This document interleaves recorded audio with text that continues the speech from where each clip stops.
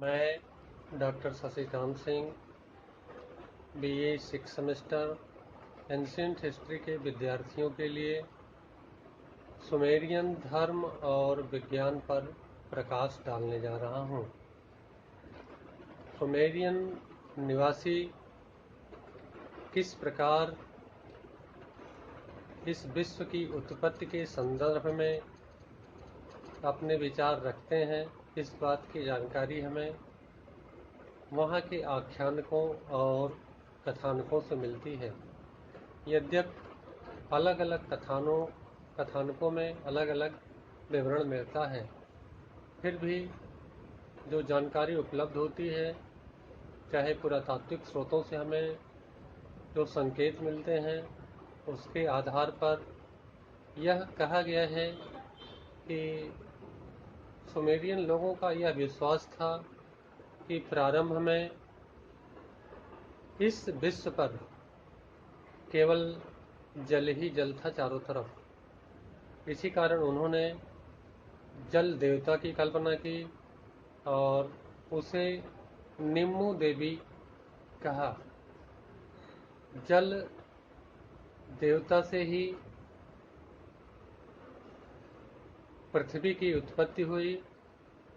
पृथ्वी को उन्होंने की देवी के रूप में माना और एक पर्वत के शिखर से उन्होंने आकाश के देवता अन्न की कल्पना की।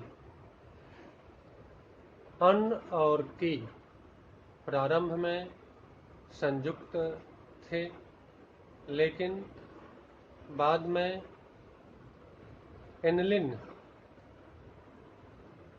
जिन्हें वायु देवता कहा गया है, इन्होंने पृथ्वी और आकाश को पृथक किया। इस प्रकार सुमेरियन धर्म में 4 प्रमुख देवता दिखाई देते हैं: आकाश देवता, वायु देवता, जल देवता और पृथ्वी को उन्होंने देवी माना है। इन 4 प्रमुख देवताओं के अतिरिक्त और बहुत सारे देवताओं की कल्पना की गई है। उन्होंने देवता के रूप में सूर्य और चंद्र की भी कल्पना की। इसके अतिरिक्त पशुओं के देवता हैं, नगरों के देवता हैं, ईंटों के देवता हैं, जंगलों के देवता हैं, कुल्हाड़ियों के देवता हैं। कहने का अर्थ यह हुआ कि उन्होंने पूरे प्रकृति का दैवीकरण कर दिया। प्रकृति की जितनी भी शक्तियां हैं, सभी शक्तियों में उन्होंने देवत्व का आरोपण किया और मंत्रों के द्वारा उनकी पूजा की। बिल्कुल यही स्थिति हम जो है वैदिक सभ्यता में भी देखते हैं। वैदिक आर्यों ने पूरी प्रकृति का दैवीकरण कर दिया था, चाहे आकाश हो, सूर्य हो, जल हो, मरुत हो, पूषण हो। बिल्कुल यही कल्पना हमें सुमेरियन धर्म में भी देवताओं के संदर्भ में दिखाई देती है। आकाश को सर्वश्रेष्ठ देवता माना गया है और यह कहा गया कि उन्हीं की आज्ञा से सारे विश्व की व्यवस्था संचालित होती है। और लेकिन यह स्थिति बहुत दिनों तक नहीं बनी रही। कालांतर में आकाश का स्थान वायुदेव ने ले लिया, जिन्हें एनलिल कहा गया। और यह कहा गया कि वायु ही जो है मुख्य देवता है। वायु को उन्होंने एक शक्ति के रूप में स्थापित किया और जीवन के लिए प्रेरक माना। बिना वायु के न तो वनस्पतियों का अस्तित्व संभव है, न तो मनुष्य का जीवन संभव है, न तो जल की स्थिति यथावत बनी रह सकती है, क्योंकि उन्होंने एनलिल से ही एनकी, बाद में उन्होंने जल देवता को एनकी कहा, एनलिल से ही एनकी की उत्पत्ति स्थापित किया। इससे यह बात प्रमाणित होती है कि यह वायु देवता सबसे महत्वपूर्ण है और हम प्रारंभ में ही यह बताएं कि इन लिन ने ही पृथ्वी और आकाश को अलग किया और बीच में प्रवाहित होकर पूरे वायुमंडल का निर्माण किया। इसके बाद उन्होंने तीसरे महत्वपूर्ण देवता जल देवता की कल्पना की, जिनको एनकी कहा, और यह कहा कि यह बुद्धि और शक्ति के देवता हैं, यह प्रेरक हैं, बिना जल के जीवन संभव नहीं है। तो इस प्रकार उन्होंने एनलिल के साथ एनकी को जोड़ दिया और यह कहा कि बिना वायु और जल के इस धर्म की कल्पना नहीं की जा सकती।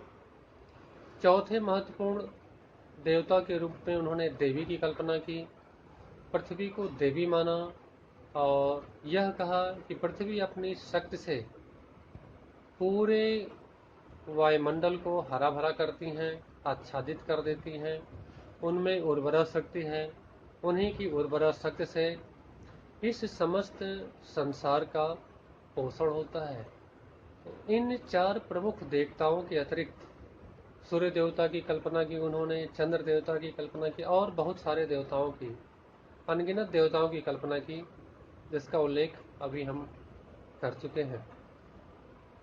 इन देव समूहों में हम यह देखते हैं कि जिस तरह से मनुष्य के बीच ऊंच नीच की भावना व्याप्त थी, कोई मनुष्य बड़ा है, कोई मनुष्य छोटा है, कोई मनुष्य उसके से छोटा है, उच्च मनुष्य के अपने अधिकार और कर्तव्य हैं, मध्यम वर्ग के अपने अधिकार और कर्तव्य हैं, यह बात हमें देवताओं में भी दिखाई देती है, क्योंकि एक आख्यान मिलता है, उस आख्यान से यह पता चलता है कि ईंटों के देवता सूर्य देवता की बराबरी नहीं कर सकते और न ही कुल्हाड़ी के देवता कृषकों के देवता की बराबरी कर सकते हैं। तो इस तरह से देवताओं के बीच भी हमें वर्गीकरण दिखाई देता है और यह सारी व्यवस्था देव संसद के द्वारा संचालित होती है। कोई भी समस्या आती है तो देवताओं की संसद पे उस पर विचार विमर्श किया जाता है और उस समस्या के निराकरण के लिए उस देवता को आदेशित किया जाता है जो उनके अधिकार क्षेत्र में आते हैं।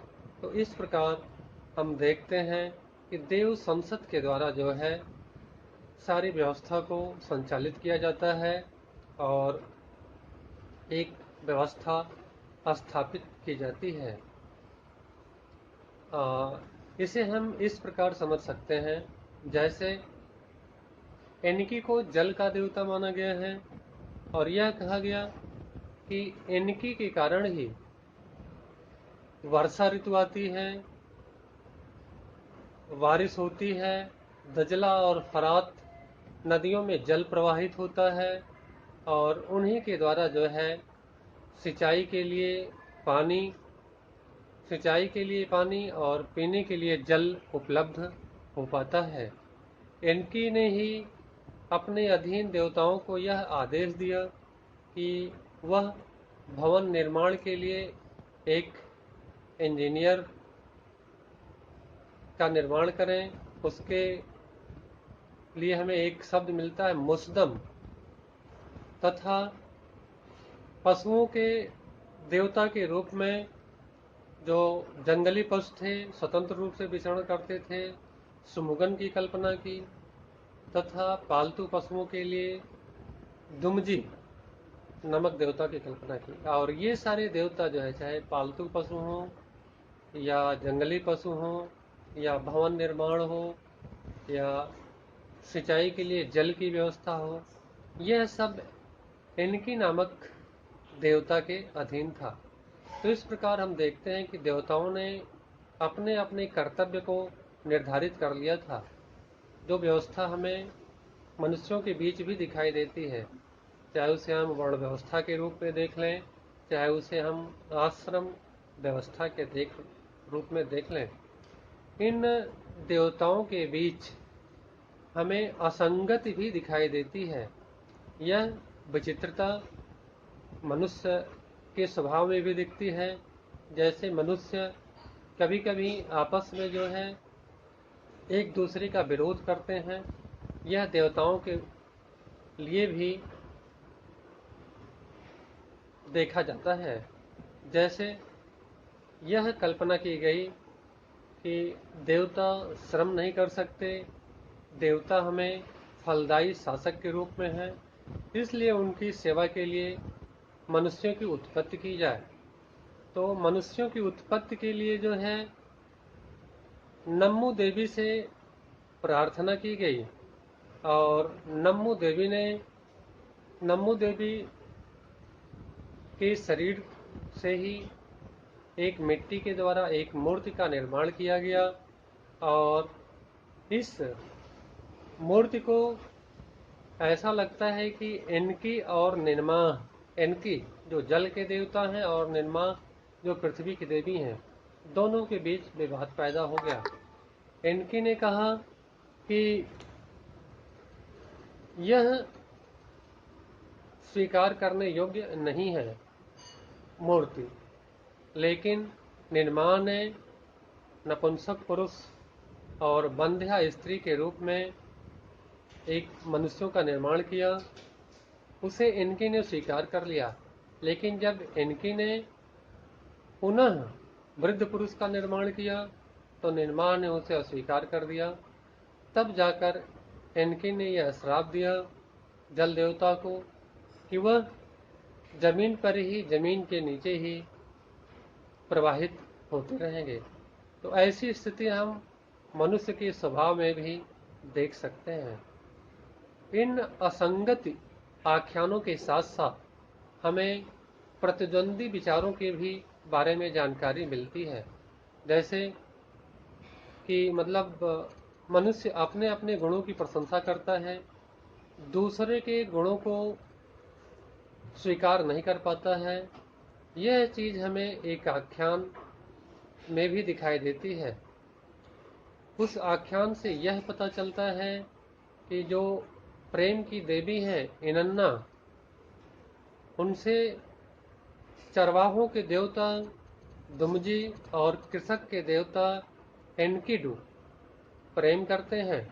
ऐसी स्थिति में इनन्ना के लिए यह स्थिति कठिन हो जाती है।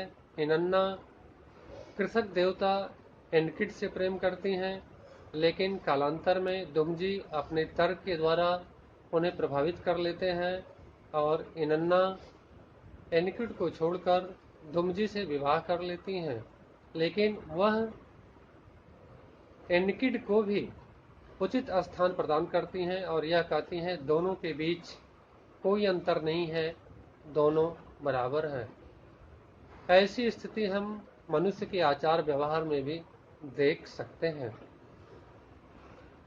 और उन्होंने जो देवताओं की कल्पना की वह मनुष्य के स्वभाव से बिल्कुल मिलते जुलते हैं। जैसे कि मनुष्यों का आचार व्यवहार, उनका खाना, सोना, उठना, बैठना, विवाह करना, बीमार होना, यह स्थिति हमें देवताओं में भी दिखाई देती है। लेकिन अंतर केवल यह है कि देवता अमर हैं, मनुष्य नश्वर हैं। देवताओं ने सृष्टि की रचना की और मनुष्य ने नगर और भवन निर्माण किया। केवल मंत्रों के द्वारा ही हम देवताओं से तादात्म्य स्थापित कर सकते हैं। देवताओं को अपने बल और भोगों से प्रसन्न कर सकते हैं। बलि और भोग के रूप में जैसे पशुओं की बलि दी जाती थी, और भोग के रूप में उन्हें खजूर, दूध, घी, पत्र, पुष्प आदि समर्पित किया जाता था। हमें सुमेर वासियों के परलोकवादी विचारों के बारे में भी जानकारी मिलती है और यह पता चलता है कि मनुष्य की मृत्यु के बाद वह पाताल लोक में विचरण करता है, जिसे बैतरणी कहा गया है। और यहाँ पर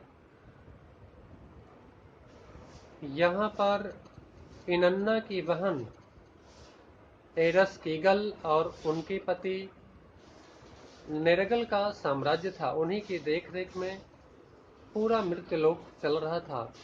एक आख्यान मिलता है कि एक बार स्वर्ग की रानी इनन्ना को पाताल लोक जाने की इच्छा हुई। वह पाताल लोक गईं, लेकिन यह कहा गया कि पाताल लोक आने के बाद कोई वापस नहीं लौटता है। तो फिर इनन्ना ने अपने पति दुमजी को मारकर पाताल लोक भेज दिया और फिर वहां से स्वर्ग लोक वापस आई। तो परलोक विषयक विचारों के बारे में भी हमें सुमेर वासियों के बारे में जानकारी मिलती है। उनके मृतक संस्कार भी होते थे। चतुर्भुज कब्रों को वो खोदते थे और उन कब्रों में राजाओं के शवों के साथ साथ दासियां, उपयोगी पशु, थाली, कटोरे, गिलास, अस्त्र शस्त्र, जीवन के उपयोग में आने वाली समस्त वस्तुओं को दफनाया जाता था ताकि वह उसका उपयोग परलोक में भी कर सकें। हमें उर से ऐसी एक कब्र मिली है जिससे ये सारी वस्तुएं प्राप्त होती हैं। जहाँ तक सुमेरियन सभ्यता में विज्ञान की बात है, हमने आर्थिक जीवन में कृषि पंचांग की चर्चा पहले ही की है।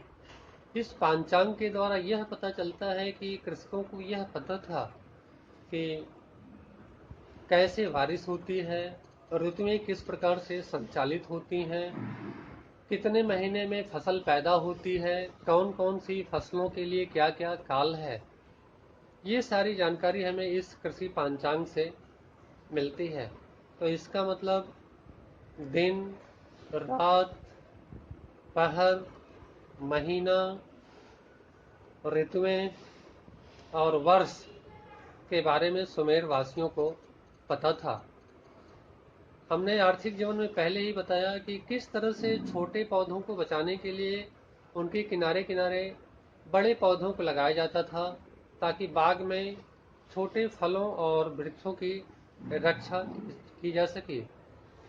हमें यह भी पता चलता है कि उन्होंने अगर कृषि कार्य किया तो भूमि के माप की होगी, उनके लिए एक माप योजना रही होगी और इस योजना के अनुसार ही, इस माप योजना के अनुसार ही उन्होंने अपने नगरों का निर्माण किया होगा। हमें अंक की गणना के लिए इकाई, दहाई और 60 का पता चलता है। जैसे 100 के लिए, सैकड़े के लिए उन्होंने 60 की कल्पना की, इकाई, दहाई और 60। अगर हमको 300 की गणना उनके हिसाब से करनी है तो हम कहेंगे 560। 560 का मतलब 300 हो जाता है। तो इसका मतलब 60 का उन्हें ज्ञान था, तो इसीलिए घंटा और मिनट 60 के रूप में उन्होंने निर्धारित किया। भार की इकाई को मीना माना, जिसे बाद में सेकल के रूप में निर्धारित किया गया।